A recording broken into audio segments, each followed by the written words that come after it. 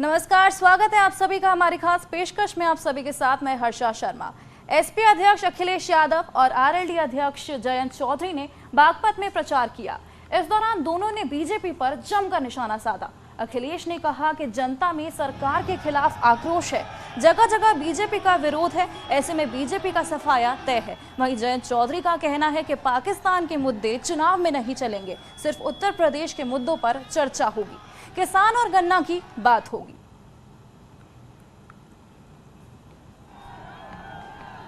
मुजफ्फरनगर, मेरठ, हापुड़ और शामली के बाद अब बागपत की सीमा में समाजवादी पार्टी के राष्ट्रीय अध्यक्ष जी का रथ आ गया है और जबरदस्त उत्साह भी है।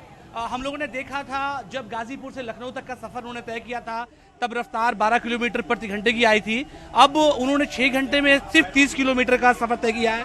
सर, 6 घंटे में सिर्फ 30 किलोमीटर, ये सफर क्या कह रहा है? जो जनता का समर्थन दिखाई दे रहा है, जनता में सरकार के खिलाफ आक्रोश है और इसीलिए भारतीय जनता पार्टी का जगह जगह तिरस्कार हो रहा है। उनको दौड़ाया जा रहा है, हटाया जा रहा है, भगाया जा रहा है। हमें उम्मीद है कि आने वाले समय में जब मतदान होगा तो उत्तर प्रदेश से भारतीय जनता पार्टी का सफाया होगा। ये लोग नकारात्मक राजनीति से थक गए हैं। लगातार ऐसे मुद्दे जिससे बुनियादी समस्याओं का समाधान नहीं है, उनके खिलाफ खड़े हैं। ये जनता के लोग बुनियादी मुद्दों पे बहस चाहते हैं। शिक्षा, स्वास्थ्य, रोजगार और किसान की भलाई हो।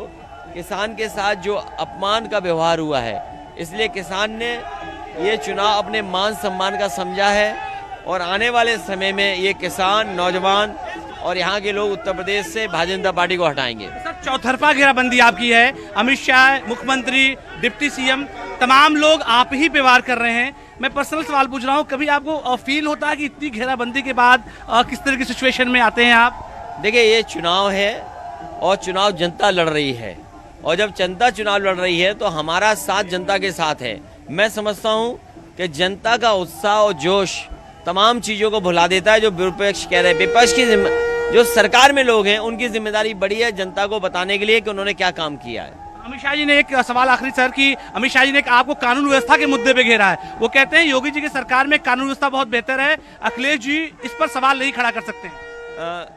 पूरे देश और दुनिया ने देखा कि किस तरीके से हाथरस में बेटी के साथ और परिवार के लोगों को नहीं दी गई बेटी को जो सम्मान मिलना चाहिए था। दूसरा, एक व्यापारी अगर गोरखपुर में जाता उसकी हत्या हो जाती है। लखनऊ जैसी राजधानी में एक मल्टीनेशनल कंपनी में काम करने वाले को गोली मार दी जाती है। और आज आंकड़ों का हिसाब किताब देखें तो सबसे ज़्यादा असुरक्षित महिलाएं कहीं हैं तो उत्तर प्रदेश में हैं। कस्टोडियल डेथ उत्तर प्रदेश में है। नेशनल ह्यूमन राइट कमीशन ने सजाए नोटिस उत्तर प्रदेश की सरकार को दिए। इसका जवाब भारतीय जनता पार्टी के पास क्या है? हमारे साथ जयंत चौधरी जी भी हैं। सर, एक सवाल आपसे ले लें। आज आपने गन्ने वाली बात कही थी कि गन्ना चलेगा, जिन्ना नहीं चलेगा, इसको एलिब्रेट कैसे करेंगे सर? पाकिस्तान के मुद्दे नहीं चलेंगे, उत्तर प्रदेश के मुद्दे चलेंगे।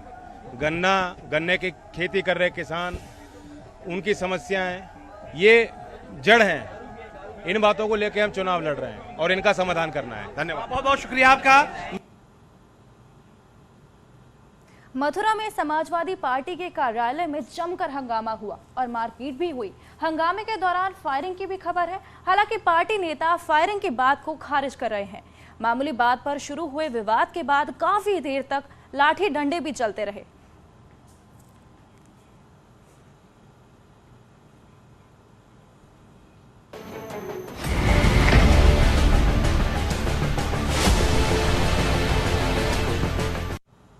बीएसपी अध्यक्ष मायावती ने आगरा से चुनाव प्रचार का आगाज किया।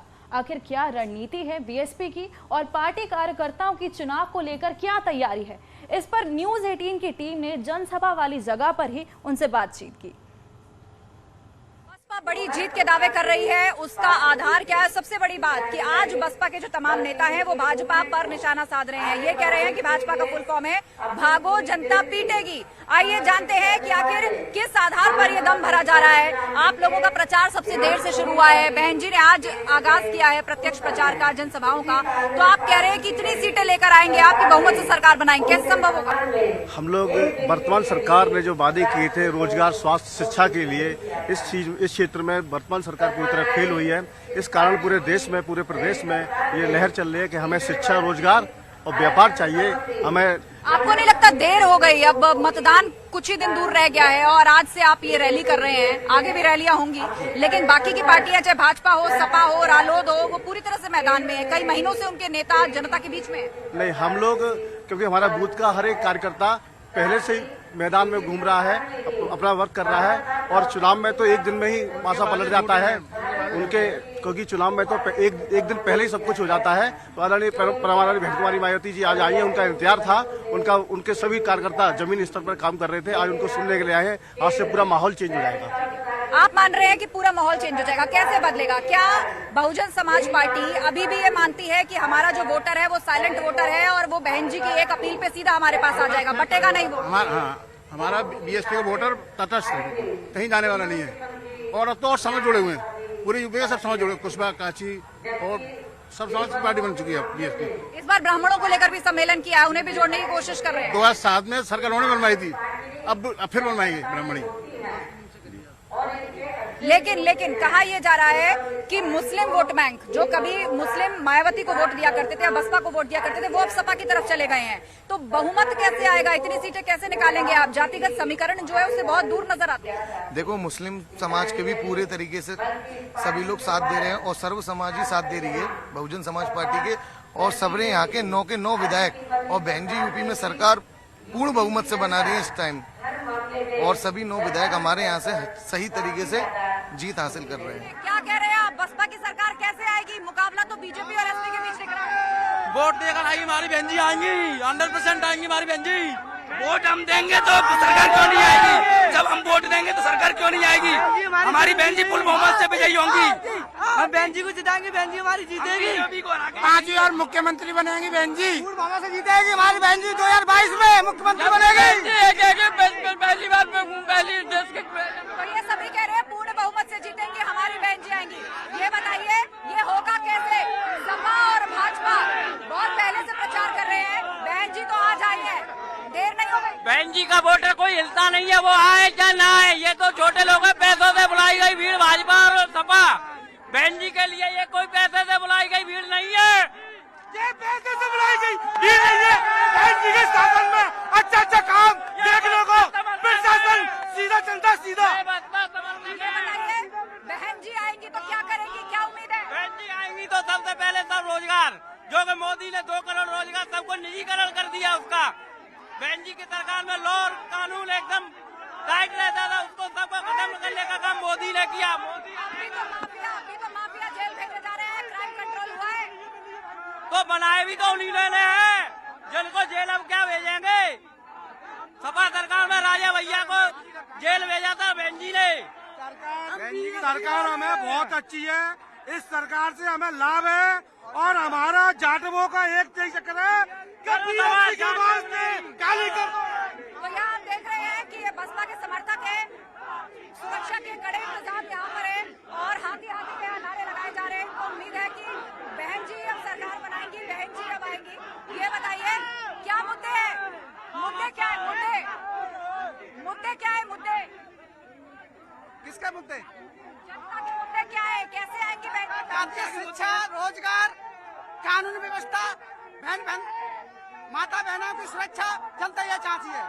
कानून से कानून का राज आना चाहिए। बहन जी कानून से कानून का राज करती है, रोजगार देंगी बहन जी, शिक्षा देंगी बहन जी हमें, और जितनी भी भाई माता बहना है उनकी सुरक्षा की गारंटी हमारी। आप लोग मायावती जी के लिए कह रहे हैं कि वो सरकार बना रही है बहुमत से, लेकिन होगा कैसे? ये बसपा और सपा के बीच में मुकाबला है। नहीं, बसपा हमारी आनी हुई है।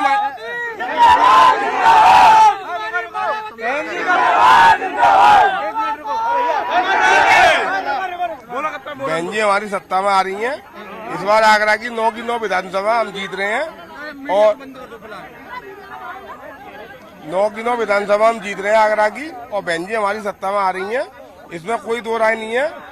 जो भी नहीं, लेकिन कैसे आएंगी सत्ता में? बहुत समय से सक्रिय नहीं है, सबके बड़े बड़े नेता मैदान में लगे हुए हैं प्रचार के लिए। ऐसा है, सब लोग कह रहे हैं कि बहन जी सक्रिय नहीं है। बहन जी इतनी सक्रिय है, अभी भी उन्होंने भाषण में यही बोला है कि मेरे को मीडिया को दिखाया जा रहा है, मीडिया लोग दिखा रहे हैं कि बहन जी सक्रिय नहीं है, लेकिन उनका अंडर करंट चलता है हमेशा। अभी से नहीं, शुरू से ही उनका जो दलित वोट है, जो उनका बाकी में उन्हें मानने वाला वोट है, मुसलमान धर्म का हो या कोई भी और अदर कास्ट का हो, हमें तो उनके साथ है, सब समाज के साथ रहती हैं। वक्त एक छोटे से ब्रेक का, कहीं मत जाइएगा।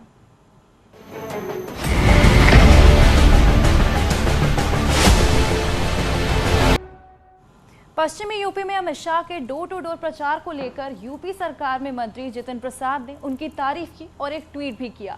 उन्होंने लिखा, घर में प्रवेश करने से पहले अपने जूते उतारना न केवल एक भारतीय परंपरा है बल्कि एक स्वच्छ प्रथा भी है। गृह मंत्री अमित शाह रूढ़िवादिता से दूर नेताओं और आम कार्यकर्ताओं के लिए बेहद सहज हैं। अपने व्यवस्थित कार्यक्रम के बावजूद वो सभी से मिलते हैं।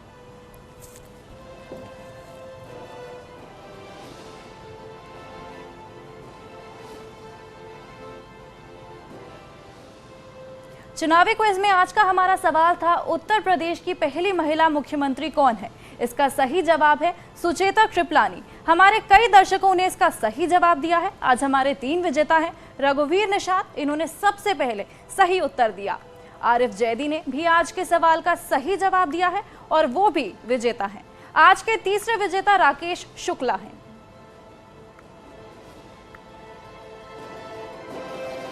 चलिए वक्त एक छोटे से ब्रेक का, कहीं मत जाइएगा।